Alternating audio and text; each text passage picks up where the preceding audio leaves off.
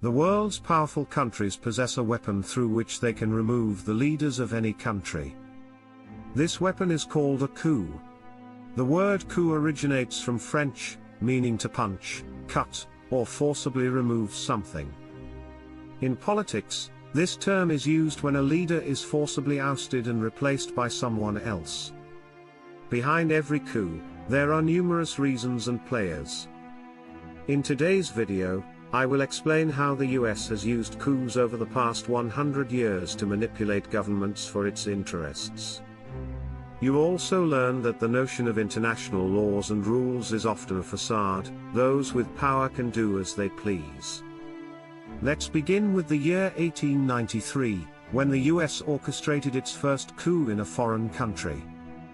Hawaii's queen was perceived as a threat to the American sugar industry.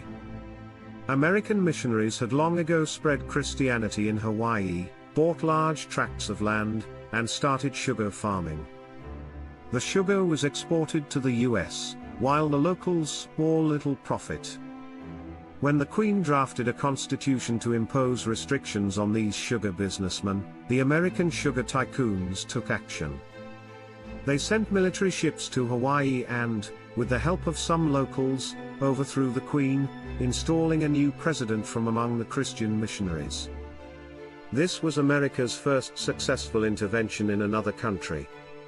Fast forward to 1898, Spain's empire was collapsing, especially in Cuba, Puerto Rico, and the Philippines, while the US was emerging as a superpower. The US took advantage of the situation when one of its ships near Puerto Rico was destroyed, blaming Spain for it.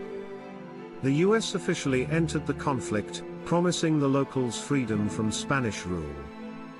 With US support, the locals ousted Spain, but the US installed puppet leaders in these territories. In just 8 years, the US had successfully conducted coups in several countries. In 1909, Nicaragua, a country fertile for coffee farming and heavily invested in by American companies, faced an election that brought a new president. This president sought to regulate American companies exploiting the country's resources. The US spread propaganda against him, leading neighboring countries to oppose him as well. A rebellion ensued, supported by the US Navy, and the president was forced to resign. Again, the US installed its preferred government.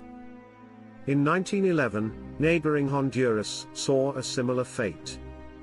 The president tried to regulate the American banana industry, led by a powerful businessman known as Sam the Banana Man.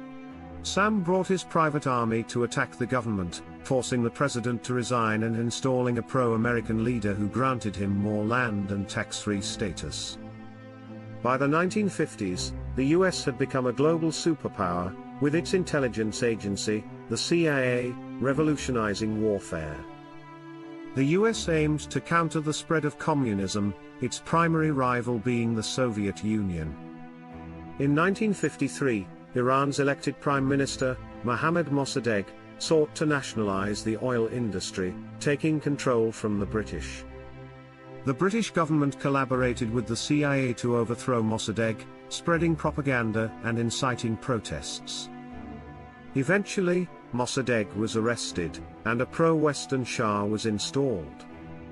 In 1954, a similar coup occurred in Guatemala, where the Democratic Prime Minister tried to regulate American companies monopolizing the country's electricity and railroads.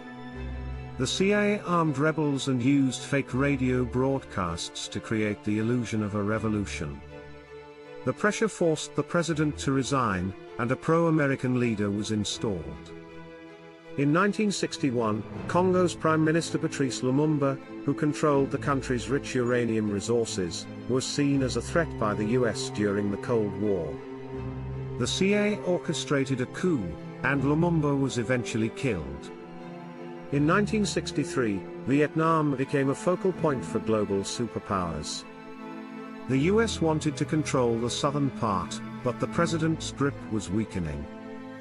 The CIA supported a coup led by a military general, leading to the president's assassination. This coup dragged the US into a prolonged and costly war in Vietnam.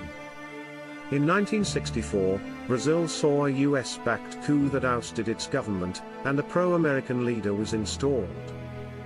Moving to 1989, in Panama, the US attacked and arrested its dictator under the pretext of protecting American soldiers. A new government was installed. In South Asia, during the Soviet-Afghan War, the US supported the Afghan Mujahideen against the Soviet-backed Afghan government. This support eventually led to the rise of the Taliban and Al-Qaeda, culminating in the US war in Afghanistan post 9/11. In 2003, the US invaded Iraq under the pretense of finding chemical weapons, leading to the removal of Saddam Hussein. The US installed a new government, but the consequences of these interventions have had long-lasting effects on the stability of these regions. This overview highlights how the US has used coups to manipulate governments worldwide, driven by its strategic interests. Each of these coups had significant repercussions, affecting millions of lives and shaping the global political landscape.